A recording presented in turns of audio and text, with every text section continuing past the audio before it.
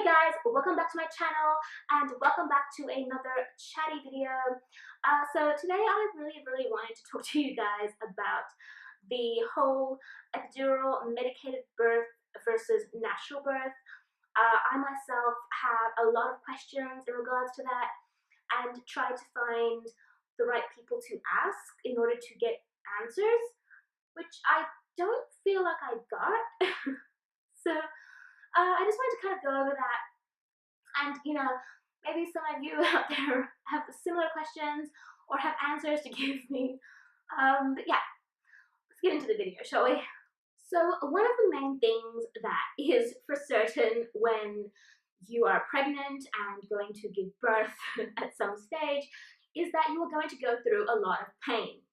So no matter if you're like a mother of like 1, 2, 3 children already, or if you're a first-time mom, you know it's gonna hurt.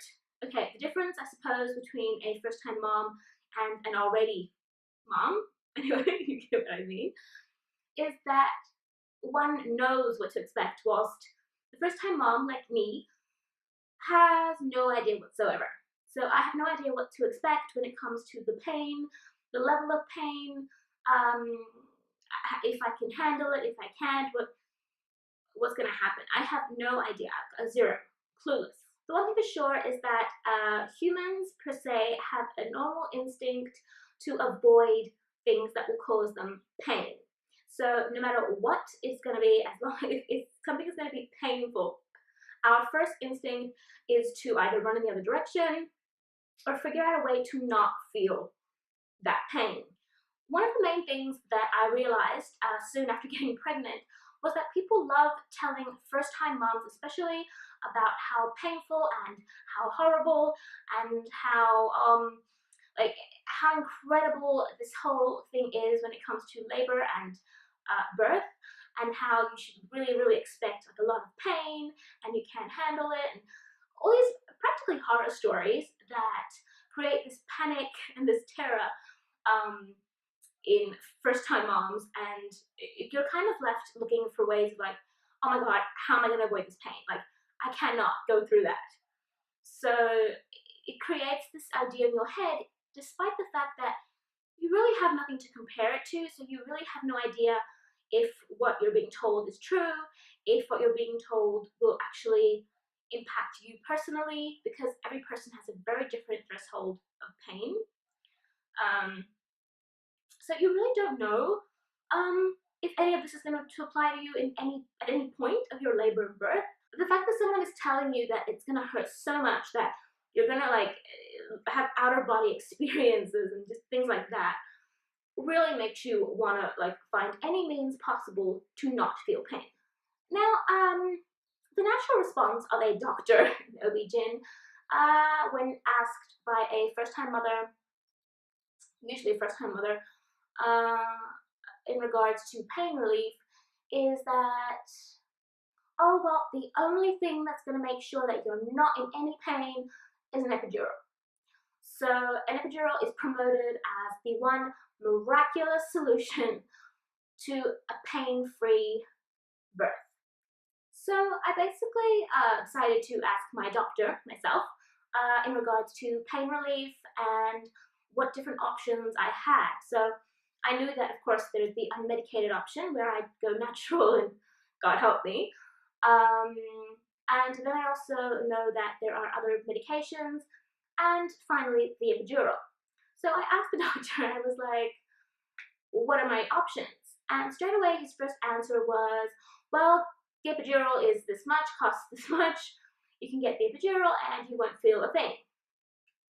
And I was like, okay, I'm not too crazy about the idea of not feeling. I do want to have some feeling so I know when to push and just have more control over the situation. So what other choices do I have? And no matter how many questions I asked, no matter how I reformed my question, changed the wording, he kept going back to the fact that, oh yeah, but the epidural is the only thing that's going to take away the pain. Like, an epidural is the only thing that will make you not feel pain. The epidural is the only. He kept going back to the epidural. Like he was promoting it like his life depended on it. Like if I didn't get an epidural, oh my god, it's the end of the world.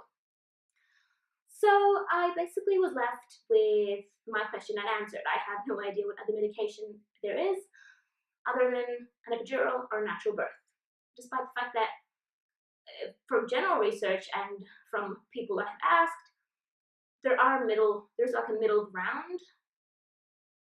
But yeah, so my doctor did not give me any help in that aspect. Now, when asking friends and family, I would end up with answers like, oh my god, don't get an epidural, it's way too much, it's way too heavy, there's no reason to get an epidural. Or I would have people like my sister-in-law, who's had 3 C-sections and has used it for the C-section, is like, oh, well, why would you get an epidural? Epidurals are for birth, like for C-sections, not for labor and birth itself. Or I've had people who have had an epidural during birth say that, yeah, it was great, it's awesome, you should get it. So it's like opinions vary a lot, and I haven't really gotten any clear answers to what I wanted to know. So I wanted to know what other options there were for pain relief, even the mildest of pain relief, other than an epidural. So other than putting an epidural anesthesia into my spine, basically. So I just had to turn naturally to Google, YouTube, and kind of find my own information, hopefully from other people who knew what they were talking about, or at least from other women who had had experiences through labor and birth with and without an epidural, and just to kind of understand what's going on. So I did find a few videos that were very, very interesting and rather informative. I found some videos on labor and birth stories from different women all over YouTube. I also found The Business of Being Born, which is an incredible documentary.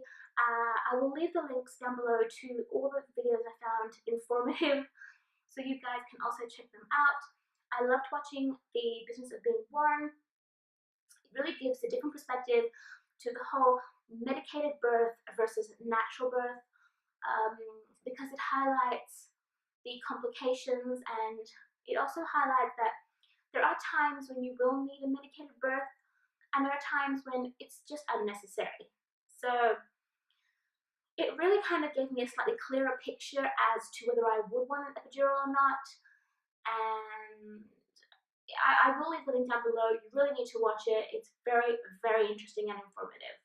So my personal considerations when it comes to thinking of an epidural are usually things along the lines of, 1, I'm terrified of needles in general. I'm terrified of the notion of putting like needles and stuff just coming out of me, and I can't handle a simple like blood test, and not to, to consider putting a needle into my spine. So I am thinking that that fear is slightly higher than the fear of pain.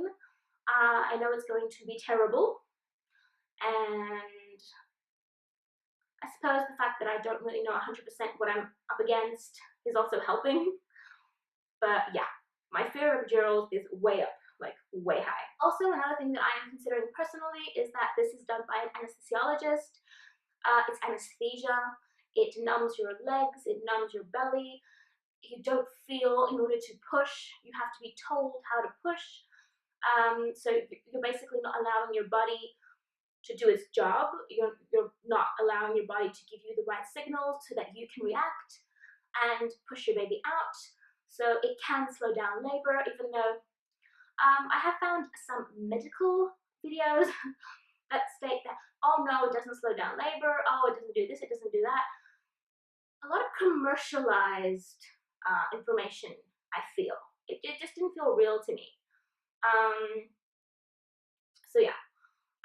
So it can slow down labor, and it just, I think once you start using medication of such a heavy extent, because an anesthesiologist has to come in and very, very carefully place this into your spine, and you can't move at that moment, because if you move, there's like, there are a lot of risks linked to an epidural that people kind of just brush over because, oh, just getting an epi takes off the pain, takes away the pain. As long as it takes away the pain, it's fine.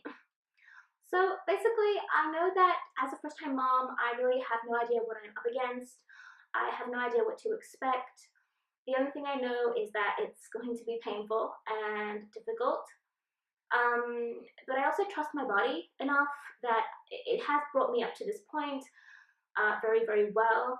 Um, Always giving me the right signals. I'm always able to understand what needs to happen, what I need to do. So I don't like the idea of choosing an epidural and basically, yes, taking away the pain, but at the same time, muting the signals that my body is going to be sending me in order to have my baby. I would rather feel some of the pain, most of it even, as long as I can understand what my body is telling me and I can follow its uh, signals and do this way faster. Because I have heard some incredible stories when it comes to epidurals. The basic one is that people need to tell you when to push. And I would hate to not have control over my body, especially at a moment like that, having my child, my baby. I want to have the control, and yes, there will be a lot of pain, but knowing what's happening is more important to me than not feeling. Because it's not just the pain you're not feeling, it's everything else as well. So that is my own little opinion. That is the story of kind of how I'm trying to find out what's best and what I should do in the first place. I do know that when I go to the hospital, I will probably be asked if I want an epidural, and I'll probably have people try and convince me to actually have the epidural. I've realized that that's kind of how it goes around here. The one basic thing that people think everyone should do, and they kind of like, no, you have to, you have to, you have to.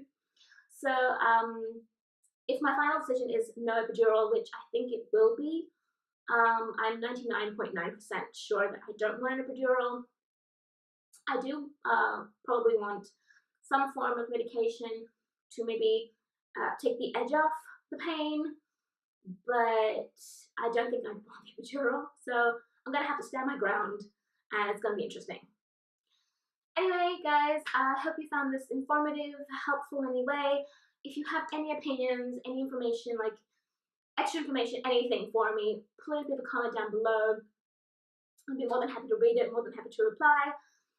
And yeah, that is all for today's video. I will see you in the next one. Take care and bye!